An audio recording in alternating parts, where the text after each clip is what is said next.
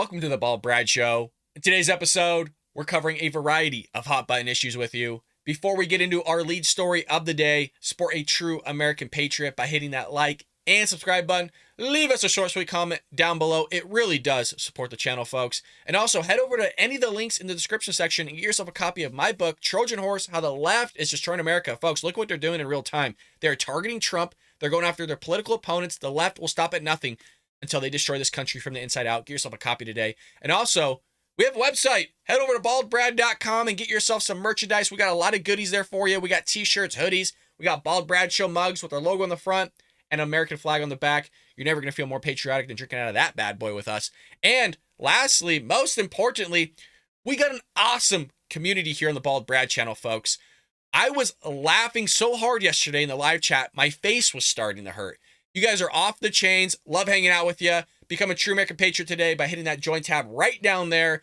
Join us in the live chat, in the comment section. I'm telling you, folks, you're going to have a blast. You're going to have a lot of fun with the rest of us. Become a true American patriot today. Well, folks, let's kick this off with a banger, and this one's crazy. Trump expects to be arrested imminently after receiving horrifying news that he's a target in a special counsel Jack Smith's January 6th probe. It's like endless with this guy. This is his third indictment. Donald Trump is bracing for a third indictment and imminent arrest after revealing he has received a target letter from special counsel Jack Smith regarding the Justice Department's January 6th investigation. Folks, we got to come to terms that they're never going to stop going after this guy. He can become president again and hope he does, but they will still go after this guy because our government is corrupt. At all levels, it is corrupt. In a dramatic post on his Truth Social account, the former president said he was given a letter while having dinner on Sunday night confirming he is the subject of a criminal investigation into the Capitol riot and his bid to overturn the 2020 election. Trump said he would almost certainly be arrested and indicted and has been given 4 days to respond.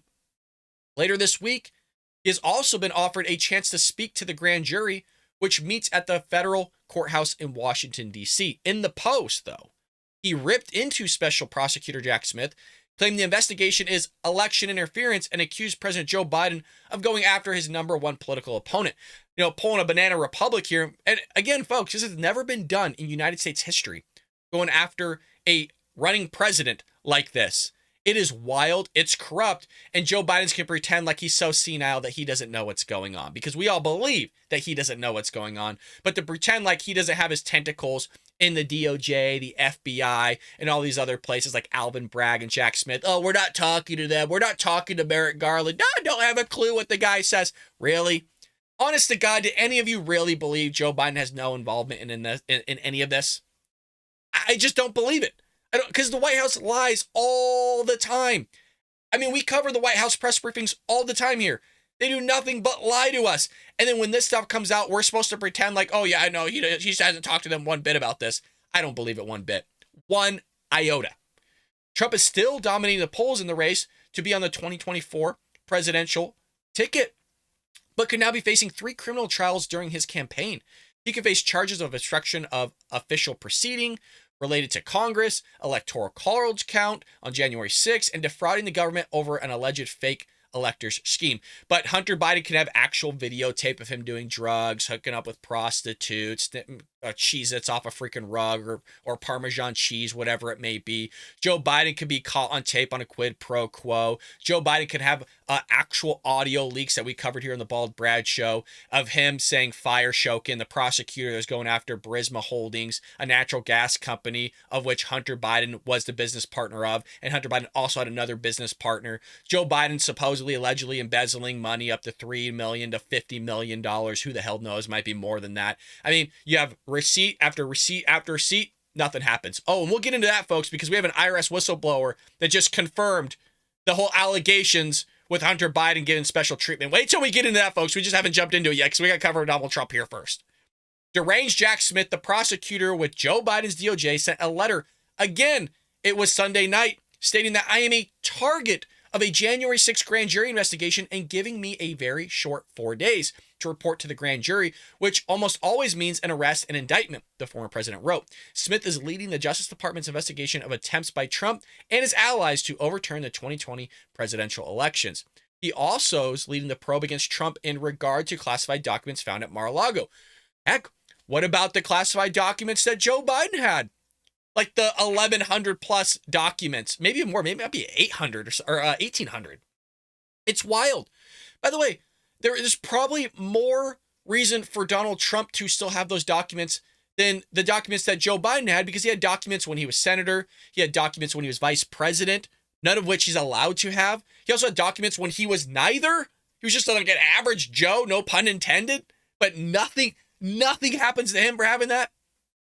You had Mike Pence have classified documents. Barack Obama had classified documents. I mean, you name it, everybody has classified documents, but we're just going to go after Trump regarding his classified documents. We still don't know what Joe Biden had. Joe Biden could have actually, like they did with Donald Trump, could have had nuclear codes. It could have been the most damning evidence we've ever seen to our national security. Come on. And then they're going after Trump for allegedly showing secret information to like one of his coworkers or something like that, some admin person. Like, I can show you a classified document right now. You guys see the classified document? Look at it. It's huge. It's beautiful. You see the classified documents, folks. You see it, huh? I'm telling you, this stuff's crazy. No, you don't see it, okay? I'm showing it to you, but you're not actually seeing the details within it. So this is what they're going to push. They're going after Trump. We need to get out there and vote, you guys. You know, we can't sit idle and pretend like somebody else is just going to go do it for us. We need to use that right. We need to go vote for whoever you want to vote for. More inclined to vote for Donald Trump because they keep going after this guy. I'd imagine his poll numbers are going to go through the roof now, knowing that he's going to go after a third indictment from Jack Smith here. I mean, it's just relentless and it's ridiculous. And the Democrats are just like, oh, it's not a big deal. Oh, it's not a problem whatsoever. It's a massive problem. When you open this type of door, it's never going to be closed again. I hope Donald Trump gets in office and we have to get out and vote so that you can actually drain the swamp. He has another 4 years. He has nothing to lose. I say a lot of people need to lose their jobs, start cleaning house, FBI, DOJ, just sit there and run roughshod over the entire place. Keep the good people in because there's a lot of good people that do their job, and just clean house. Everybody just getting fired left and right. Investigations galore. Open up all the doors. Right now, if you are open, Trump, just open up all of them. Say F it right now. You want to run it into the ground, but you know what? We can rebuild it, and we'll rebuild it with Trump, because hell, you ain't going to rebuild nothing with the Democrats. The Democrats do nothing but destroy this country from the inside out, which is why I took the time to write an entire book on how they're destroying this country. It's their ideology, folks, and not just their ideology, but their actions. Like I said, it's a great book. Pick yourself up a copy. But let me know what you think about Donald Trump getting a third indictment and possibly going to be arrested. They want that picture. They want the picture of that man in cuffs. They will stop at nothing, even when he gets elected again. Stop at nothing. Get out and vote, folks. Get out and vote. Well, if that wasn't damning enough, FBI agent who investigated Hunter Biden confirms IRS whistleblower allegations in sickening testimony, revealing the lengths to which the DOJ is willing to go to cover up the Biden family's claims. I mean, there is way more information about Hunter Biden, Joe Biden, than you have on Donald Trump. But like I said, they're covering for him, and now we got another person confirming this whole thing. Republicans running the House Oversight Committee's investigation into Hunter Biden claim an FBI agent has confirmed allegations that the president's son had been given favorable treatment by investigators, which is what the claims were. We're told that David Weiss was being obstructed into prosecuting Hunter Biden in 3 different areas. And then Merrick Garland going, no, that never happened. We gave him unfettered access. Somebody's lying here, folks. And the more that stuff comes out, sounds like Merrick Garland was lying. Sounds like there's some shady-ish going on right now.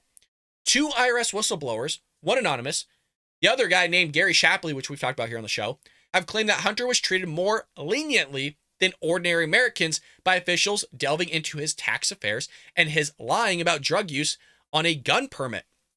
On Monday, the committee said in a lengthy tweet that an FBI agent who worked on the case agreed with Shapley that the 53-year-old was given preferential treatment. And that was what we all thought. It's amazing how we're all conspiracy theorists, right?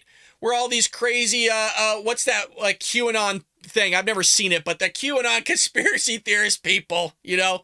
Oh, what you're saying is all made up. It turns out it's all true. And it just consistently just gets brought out in the open. On Monday, the committee said in a lengthy tweet, again, the FBI agent who worked on the case agreed. The guy that worked on the case agreed. The agent's testimony is sickening and reveals the lengths to which the DOJ is willing to go to cover up the Bidens, the committee tweeted. Oh, yeah. Not just the DOJ, you guys. All levels of government, they're covering for the Biden family. Oh, we don't know whose cocaine that was. So on today's episode of Dan Bongino, again, who's an ex-Secret Service member, he got inside skinny from somebody that's kind of in the White House. I have to be careful with what I even say because I don't want to reveal too much. But Dan Bongino is saying this was like a drop. It might actually not be necessarily Hunter's, but the insider was basically implying it was another Biden family's drugs, and they believe that it's possibly a drop, meaning somebody was requested to bring drugs into the White House, leave it in this cubby, and then tell the person, hey, I left it in cubby CB. Go get your drugs. Which is why, and that story kind of brings credibility to why Karine Jean-Pierre won't say it's not a Biden family's drugs. It's why her deputy won't say it's Biden family's drugs. So typical here, typical. This whole family's coked out. This whole family is corrupt, but we're not going to look under the hood on anything and leave it up to Republicans. And then when we do, we just keep getting more information about it, and they're just walking free handy while Donald Trump's having a nice family meal on a Sunday and gets a letter targeting him saying that he's basically going to be arrested. You got 4 days to show up to the grand jury. No, there's no corruption going on in this government. No, everything is just working out the way it's supposed to be. Ordinary Americans get screwed over. Your last name is Biden. You make millions of dollars for having no talent whatsoever. Nobody's going to look at that. Somehow you're getting around $50 million as a family plus from the Chinese, who's our adversary and our enemy. Nobody's going to look into that. But Donald Trump has nothing to do with the Russians. We're going to do everything we possibly can to actually fabricate information about this guy, pay the guy that was fabricating the information to give it to George Papadopoulos to sit there and say, hey, let's investigate these rumors that were false, why it's a rumor. But, they're not going to do anything again with Joe Biden. I think you guys get it. I think I'm kicking a dead horse, but, you got to keep kicking it because it's frustrating as hell. Shapley and his colleague that there have been a pattern of slow-walking investigative steps and delaying enforcement actions in the months before the 2020 election, won by Joe Biden. It's unclear whether the conflict they described amounts to internal disagreement about how to pursue the investigation or a pattern of interference. Sounds like a pattern of interference. One person saying this, another person saying that. Department policy has long warned prosecutors to take care of charging cases with potential political overtones around the time of the election to avoid influencing the outcome. Shapley will testify before the House Oversight Committee on Wednesday. Can't wait for that one. Shapley has already told the House Ways and Means Committee that the U.S. Attorney, David Weiss, who has overseen the years-long Hunter Biden probe, said he doesn't make the ultimate decisions on the charges. Now, that doesn't mean much. We got to figure out what he actually meant by that. But that implies that there's somebody above you that's telling you, that's pulling the strings of which to do and not do. Weiss, according to Shapley, also said he had been denied special counsel authority. But why? Oh, why? But Weiss denied Shapley's claim, says that he was given free rein to do what he wanted, and he never sought special counsel powers. So we'll see what actually comes of this. Might be nothing, might be a nothing burger, but I think there's a little bit of corruption nonetheless, and I think a lot of you agree with it. Well, in our next segment here, we got 2 clips from the White House press briefing. There wasn't really much today. A lot of it was on that soldier that went into North Korea and got apprehended. Not much information on that. That's kind of a evolving story. And the other stuff was about Israel. And so that brings us into Fox News Wonder Woman. I almost said Karine Jean-Pierre. Jackie Heinrich questioning Karine Jean-Pierre on the messaging from the Democrats about Israel itself, and will she condemn that messaging? You guys, she doesn't condemn it. Jackie Heinrich is trying to help her, and she doesn't condemn it. Let's roll it. Did the president address at all Congresswoman Jayapal's comments in his meeting with Herzog? Say that one more time. Did the president have to address Congresswoman Jayapal's comment that Israel is a racist state? What do you mean had to address? Did it come up at all in the conversation with President Herzog? I mean, they're currently having a conversation right now in the bilat. To address it, did it come up in his call with Netanyahu yesterday? I mean, the president has been very clear, right? And I kind of stated this at the beginning. The United States and Israel's relationship is a special one. There's a special bond. There's a commitment, and it is a commitment to Israel's right to exist Israel's security and its legitimacy. I mean, that's one of the reasons that the president spoke to Prime Minister yesterday and is having this important meeting with the Israeli president. They're going to have a conversation on how we continue to grow that special relationship. As I just laid out, 75 years of Israel's independence is being celebrated this year, and we think it's important to continue that relationship. The reason I ask is because yesterday Kirby had said that, you guys were glad that she apologized, but what we didn't hear was any condemnation of her comment from the White House. Does the White House condemn that comment? I mean, look, the apology was the right thing to do, and we've been very clear when it comes to anti-Semitism. This administration and the entire Biden-Harris administration have been clear that when Israel is singled out because of anti-Jewish hate, that's anti-Semitism, and that is unacceptable. One of the reasons, and I just said this moments ago, back in May, the president put forward a comprehensive plan on how to counter anti-Semitism. It is something that is one of its first of a kind strategy that we've not seen before, and it is comprehensive and is ambitious. So you already have seen the commitment from this president on how to deal with an issue that we feel is incredibly unacceptable. So we've been clear on our record. We've been clear on speaking against anti-Semitism throughout this administration when we see it. So the White House does condemn that comment? I mean, I just said if any time anti-Jewish hatred is said, that is anti-Semitism, and we find it to be unacceptable. But at the same time, we think it's important that folks, a layup of a question. You don't have to elaborate. Yes, we condemn the comment. That's all it is. She's helping you, Karine. She doesn't even realize it because they're from Fox News. Peter Doocy did the same thing. They're trying to help you and guide you, which is why she keeps bringing up, will you condemn it? Will the White House condemn it? Yes, we condemn the comment. Done. It's that simple. Why do these people just not do it? I don't understand why they need to not say the words that were in the question that you learned in elementary school to repeat the question in your answer. For some reason, we can't do grade level English or writing anymore, literature. I don't get it. I don't understand it. She's helping you, you knucklehead. Condemn it, and you won't do it. The Congresswoman did indeed apologize for her comments, and we're glad to see it. Didn't hear whether it was a yes or a no to that question, but I didn't either, Jackie. There's a vote happening in the House today, a resolution saying that Israel's not a racist state or an apartheid state. Does the White House want to see strong support for that resolution? First of all, we condemn anti-Semitism. Anytime there is any anti-Jewish hate, we condemn it. We've been very clear. That is answering your question. As it relates to anything that's going on the House, I refer you to the House. But again, I cannot be more clearer. About damn time, man. Hey, we got an answer. It just took a few times, and Jackie being a little bit spicy with her. She said she condemned anti-Semitism. I'll take it.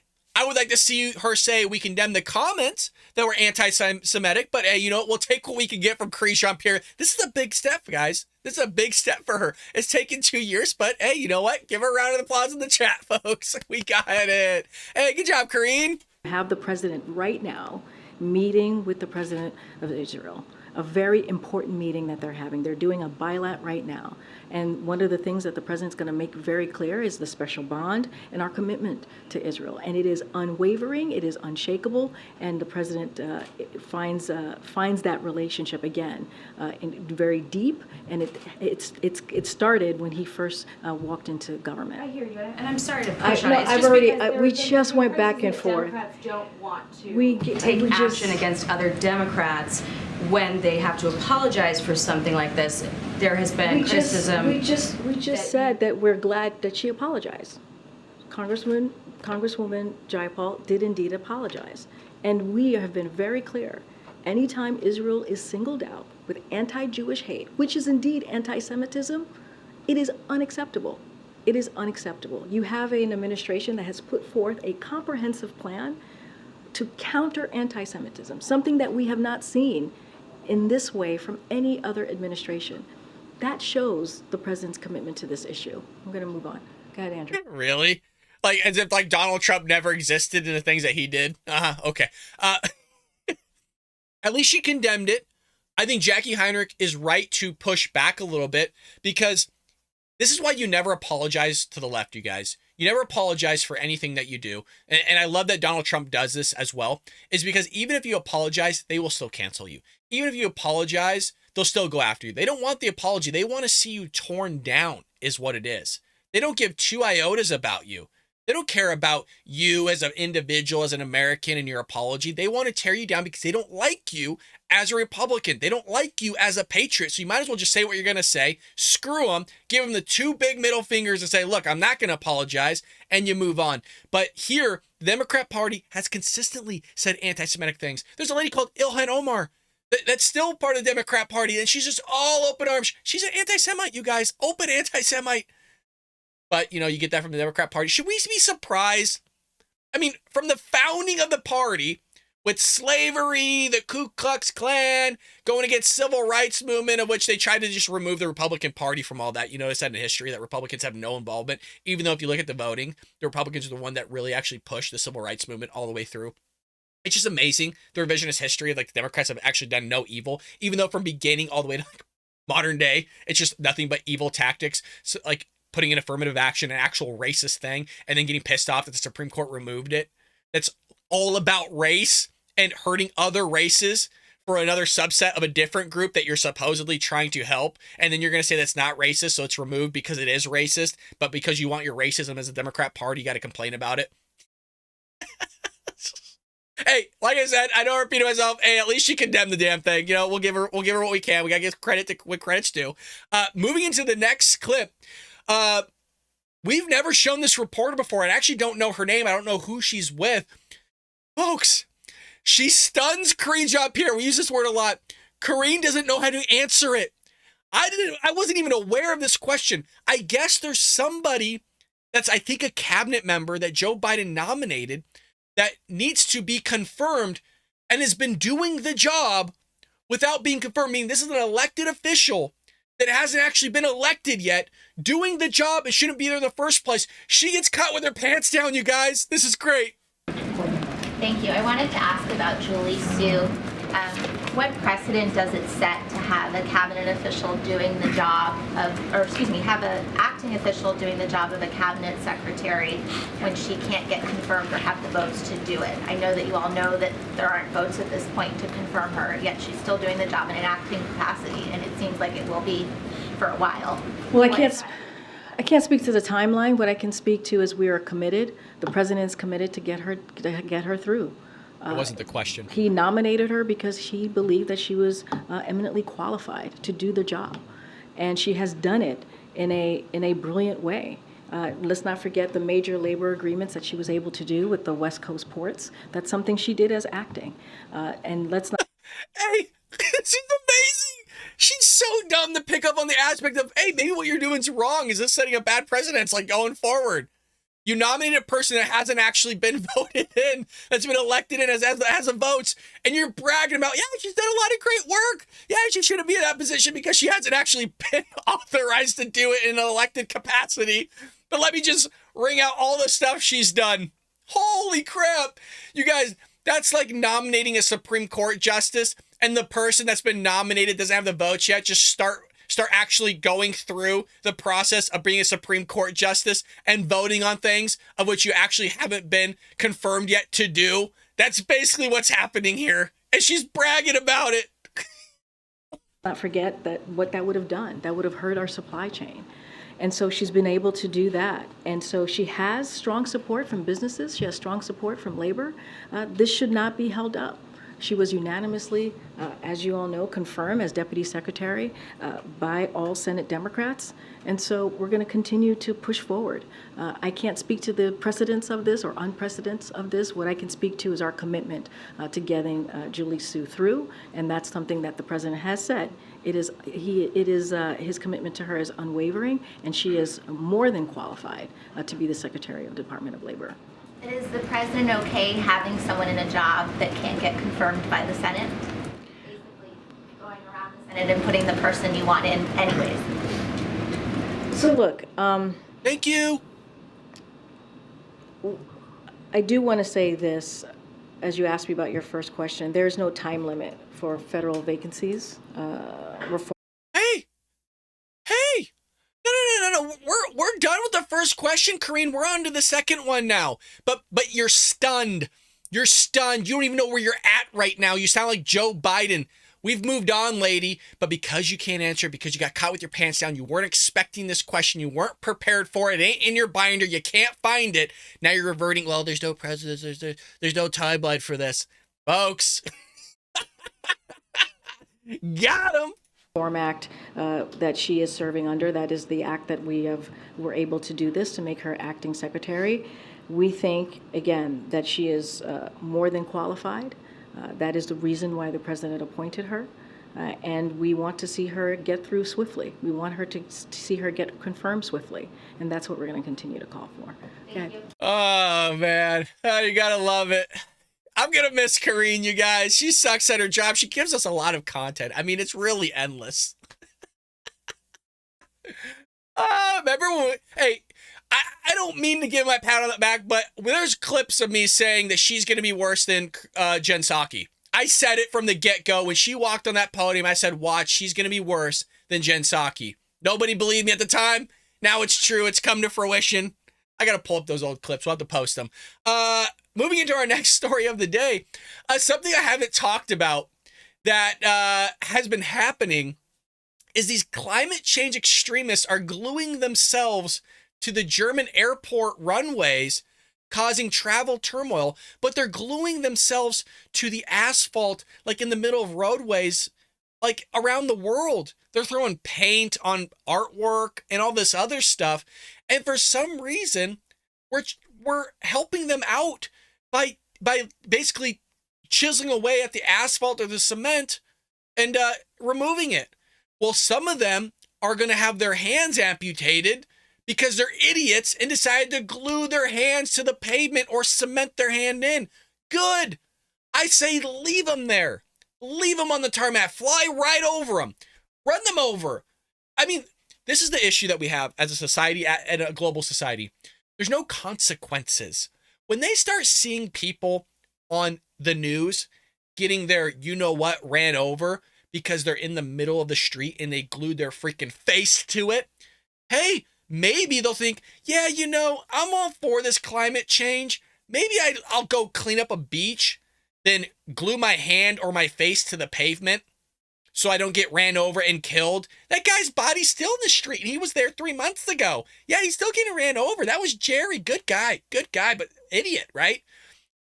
You glue yourself, you deserve the consequences of gluing yourself to the pavement. And maybe, just maybe, some people will wake up and see, oh my God, these guys are having their limbs amputated because of this. So climate change extremists caused travel turmoil at 2 German airports after the radicals glued themselves to runways to protest pollution. So then leave them there. Leave them there. The Last Generation, a self-described national student-led organization focused on raising awareness for climate change and environmental injustice, blocked air traffic at airports in Hamburg and Dusseldorf, the so-called protest over environmental issues.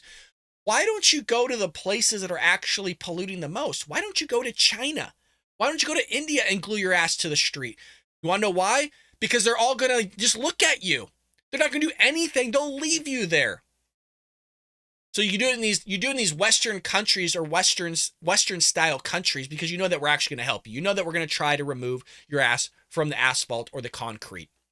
7 members of the Last Generation illegally broke into the airfield at the airport, but cutting off through a security fence, according to the New York Post. There were 9 people who breached the perimeter fence around Hamburg Airport, and 8 of the trespassers glued themselves to the tarmac around 6 a.m. On Thursday, one environmental activist was actually arrested. He shall be arrested. So I want to know what you guys think about this. There's no reason to continue to go through the article and get into like the nuances of it. It's just something that keeps getting brought up, where I'm seeing a lot of videos of these people with their hands glued and cementing themselves in. Do you think that we should just leave them there? Is that inhumane? Or is it enough? Is it enough repercussions for their actions, the fact that they're losing a limb? Maybe, and I think maybe that's enough. Like, hey, we'll remove it, but you're going to lose your hand. And you know what? Then you could start giving, nub bumps in the air because you'd have no hand because you decided to be an idiot. I think if you're going to protest climate, why not go give back to communities and clean it up? Or go to China, or go to India, the biggest polluters in the entire world, that even if we had zero emissions here in the United States, they're going to pollute more and still cause climate change and all these things. Let me know what you think we should be done with these protesters in the comment section. I really can't wait to read your responses, because some of you are dark, man. Some of you are dark and funny. Like I said, yesterday in the comment section, as well as a live chat, my face was hurting. I had to walk away at one point because my cheeks were hurting so much. You guys had me cracking up. You guys are hilarious. It's too much. Sometimes it's too much for me. That's why you got to join our community. Some of you are regulars and you still haven't joined. Hit that join tab right down there. We would love to have you become a true American patriot. Your name lights up in green. It stands out. And at some point, we're going to get so big, folks, where you want your name to stand out so we can comment on each other and stuff like that. But yesterday was freaking off the charts, man. I had so much fun with you guys. Well, last story of the day here. The left continue to destroy our schools, you guys, on so many different levels. But here, because you have a disparity in data in terms of who could take which classes, and they predicate this on race, by the way, they remove the classes. And so Algebra 1 effectively eliminated from Harvard area middle schools because too many white and Asian students were taking it. You saw this with affirmative action. Because the whites and Asians were getting into Harvard at the beginning, Harvard goes, oh man, we don't have a diverse enough, based on race, campus. So let's screw over the Asians and whites and have it predicated that black people and Hispanics will get in over them, even though an Asian and white had better qualifications to get in that said university. So just because of the color of your skin and your ethnicity, you're going to get into that university over somebody else. So you're going to screw over somebody that actually had the right qualifications. In the same way here, you have white and Asian students taking Algebra 1 in middle school, which is an amazing thing. That's a 9th grade class. It's a high school level class. It's being taken in 8th grade predominantly so that you can have advanced. Folks, these are the kids. These Algebra 1 kids in middle school are the kids that will most likely be in the top tier class in high school. What I mean by that is they are on the track to be in like calculus. Calculus A, B, B, C. That's the highest level math you could take in high school. These are the kids that are going to go on, be doctors, be engineers, be accountants, be lawyers. Like these are, and you're depriving them of that education. And I will go as far to say middle school is probably, in terms of development of the brain and inculcating certain values into these kids, is more important than high school, because there's so much development that's happening at middle school and so much structure and foundation that's created, is that actually does carry on and progress into high school. I'm not saying high school is meaningless by any means. There's a lot of good that can be done in high school, even actually building certain habits for students. But this is so insane and it's so wrong. Parents are actually responding to this. So a school district in Massachusetts has been slowly phasing out Algebra 1 out of its middle school curriculum because of the advanced math classes were predominantly taken by white and Asian students. Now, some area parents are considering placing their child in private school or a homeschooling program to ensure that they're adequately prepared for high school mathematics. I love that parents are waking up and saying, you know what, I could take my kid's education into my hands, which is how it's supposed to be, you guys. That's how it's supposed to be. It's yes, the child's education. The teachers are there to facilitate and help that child progress through their education 100%. But at the end of the day, it's on you. I kind of correlate it to people getting their taxes done, is that you go to a tax accountant to get your taxes done, but at the end of the day, it's your tax return. You're still liable for it, not the tax accountant, not the guy that's doing it. You are liable for your taxes. So just because you send your kid to the education and somebody's teaching them things, they are liable for their education. It's their grade at the end of the day. It's not the teacher's fault. It's their fault for how they produce or how they do well, or how well they do at the end of the day. And forgive me, I'm actually catching a cold, God forbid, that I actually get extremely sick. I'm sure you can hear him nasally and all this other stuff. Got acne everywhere. We're a mess, folks. But what I'm trying to say is that parents need to continue to have this involvement in their kids' education. And when they're not getting the right education in the education system, and I'm not saying that's the right thing, is that they take it upon themselves to put their kids in homeschool or private school. I will say private school also is heading in a leftist direction, just to let you know, you guys. Okay. So I would give it maybe 10, 20 years. Private school is going to be having the diversity, equity, inclusion. It's already being done. They're going to have social, emotional learning. They're going to have all this stuff that's implemented. Probably critical race theory as well. I've already seen avenues of that seeping in as well. So I give it maybe 10, 20 years max. Private school is not going to be any different that much than public school. So since 2017, Cambridge public schools have been slowly moving away from placing middle school students into grade level or accelerated math classes, since grade level courses were filled with Black and Hispanic students, while the accelerated courses had mostly white and Asian students. District officials claim that these changes are designed to create better equity. For who? For who? You're screwing over a certain group of people. By the way, race has nothing to do with your intelligence and you studying and doing certain things. The question you should be asking is, why are whites and Asians outperforming Blacks and Hispanics? Like, what's going on in the home? Because every home has their own culture. So what culture are you creating in the household? So what are those students doing that are different than the students that are maybe in general ed? That's the question you have to ask ourselves. But we always go, oh, well, look at them. They're white and Asian or whatever it may be. Indians are also performing really well too. Why are we not asking what is their culture and what's being done with that? Why are we always looking at race? I don't understand that.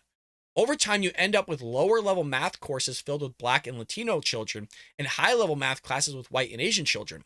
The principal of Cambridge Street Upper School in 2019. Students internalize it. They believe the smart kids are the white kids. Our staff said we cannot continue to divide our students this way. I mean, I don't agree with this. It goes on and on about this whole thing. I want to know what you think. Should we keep these accelerated classes in? I personally think we should. There's people that are going to excel in life and there's people that aren't. And that doesn't mean that those that struggle in mathematics in middle school and high school aren't going to excel to be something great in life.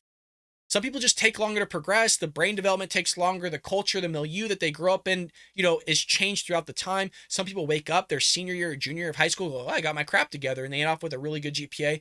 There's a lot of things that can go into it, but I'm so tired of them looking at race and then ultimately screwing over other people and their education to help other people that maybe don't want to study as hard.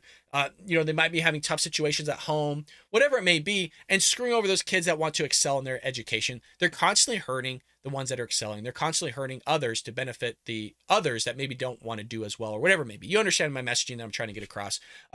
With that being said, pick up yourself a copy of Trojan Horse, How the Left is Destroying America, folks. It's a good book. Would love your support on that. It took a long time to write, a lot of effort, a lot of research. All those links are in the description below. Head over to baldbrad.com, get yourself merchandise. You guys are buying up the mugs finally, so we can have a cup of coffee together. Bald Brad Show mug. And become a member, you guys. We'd love to have you in our community. We are a community of conservatives and patriots. We got the election coming up here in about another year. So hopefully we're bigger then. We'll be doing a lot of election stuff. We're starting to get invited on podcasts. So I did receive an email for one. I'll probably accept it. So I'll keep you guys in the loop in that. That means we're growing here, and it's all contributed to you guys for growing. If we didn't have you here, then it would just be me talking to a camera. But this is what I wanted, a community of conservatives, Republicans, like-minded people, and some independents, Democrats. Look, if they want to join us, folks, we should open them with big arms if they want to sit there and be polite and respectful. But I will be gone from the 20th to the 24th, or in other words, Thursday to Monday. We'll still have some stuff uploaded for you. So it's not like I'm going to be gone. You won't see me, but would love your support during those days that I am gone. I will be MIA, which means I won't be in the chat with you all. I won't even have internet connection. So a lot of goodies, a lot of stuff coming up, folks. I always appreciate your support. Again, hit that like and subscribe button. Leave us a comment down below. It does support the channel. I'll see you tomorrow here on the